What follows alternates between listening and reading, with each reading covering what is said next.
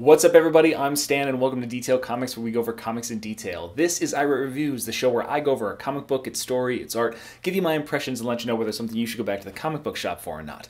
Make sure you subscribe to get more of these every single week.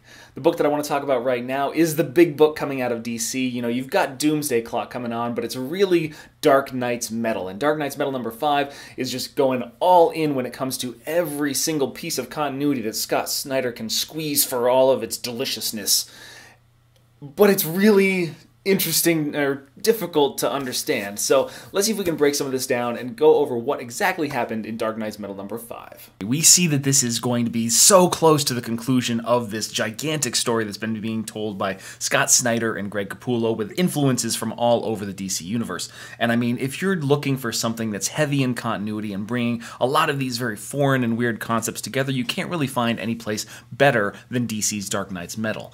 When we open up the actual book, we see Barbatos over on the top of the Anti-Monitor's tuning fork. You've got these dragon jokers that are kind of flourishing around him. You've got the Batman who laughs. He's really saying that, yes, this is the time for you to sing, for the time for you to cry out and draw the darkness into this world. Immediately we transport over to where the Hawk God is. We've got Bruce and Clark, and this is a very withered and old Bruce. He's been here for what seems to be decades, and he's traveling through various parts of his past or parts of his current life. And then you've also got other parts of the Kent's legacy. So, you see Crime Alley, you see the gravesite of the Kents, and then you've got all this other stuff that's really going on. We've got to bounce back over to where Aquaman and Deathstroke are headed to the molten core of the Earth, where they're trying to extract this metal from the deepest, darkest depths of the planet. We end up back on Thanagar Prime, where in Thanagar Prime, Green Lantern, he's running out of power. He's being basically suppressed by Starro.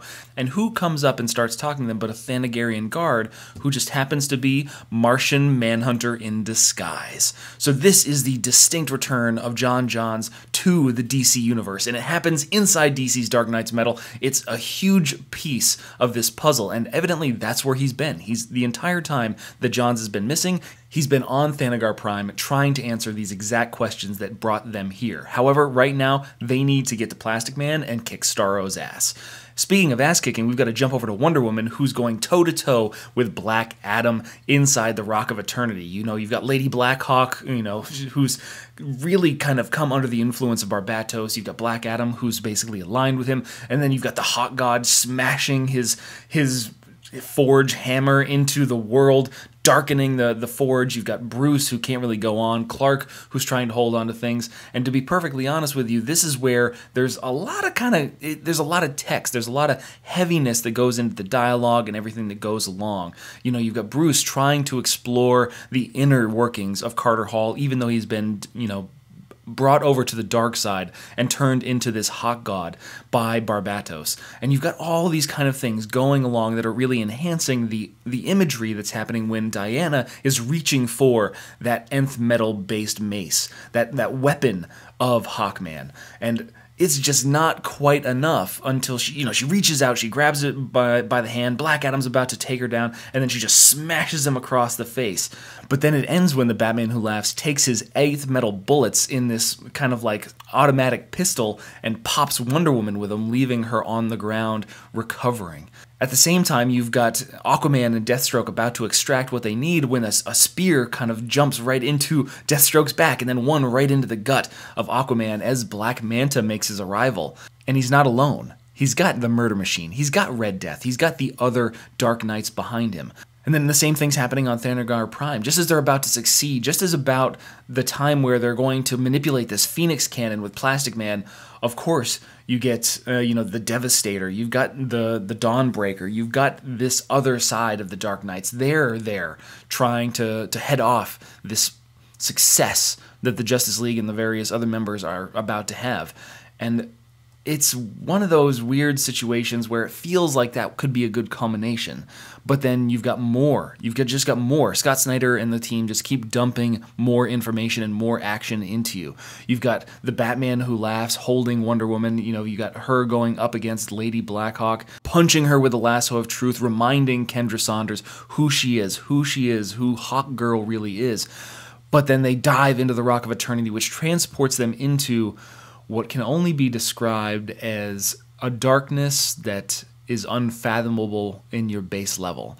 You know, you've got all these different incarnations, even though they're so small, all these different incarnations of various villains and heroes. You've got a cheetah version of Wonder Woman. There's just so much cool stuff that's kicking off around here. You just can't help but be enticed by where things are going.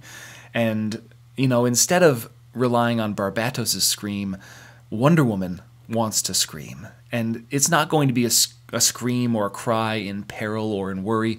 It's a war cry. She is going to battle. She is going to be the one that is going to take this to the next level. And that's where we really end in Dark Knight's Metal number 5. The thing about Dark Knight's Metal is that if you don't have the necessary context for a lot of the different stories, if you haven't been reading some of the tines, if you haven't been reading a lot of the major points of this storyline, you're not going to get a lot of this. And then the other thing is that this is extremely heavy. It's a very weighty book. There's nothing light about this. It's not like you can just jump in, pick up, and enjoy it. I mean, you can enjoy the spectacle, but there's a lot of things. If you want to really get the most out of it, you want to get the nuance, you really need to be reading along, and you really need to be checking out some accessory material, you know, other stuff, looking back at the history of DC, looking at what's going on currently in DC to get the most out of it. So Dark Knight's Metal is, I mean, it's a stylish, really fun dive into a lot of really deep concepts inside DC. However, as this kind of goes on, I find that it's good, but it's one of those things that it might not resonate for everybody. It just feels a bit weighty. For the diehard comic book fan, the diehard DC fan, it's fantastic. For anybody that likes Scott Snyder's writing and anybody that likes Greg Capullo's art, it's great. But if you're talking about your average comic book reader, it might be a bit too much to just jump right into here and then understand and be excited about where this is going. I'm excited, but I want to know what you guys are thinking too, so hit me up in the comments down below and we can start that conversation. As always, if you like what you see, hit the like button. Don't forget to subscribe to get more news, reviews, and commentary on comic books, comic book movies, comic book TV shows and games, and anything and everything inside the world of comics.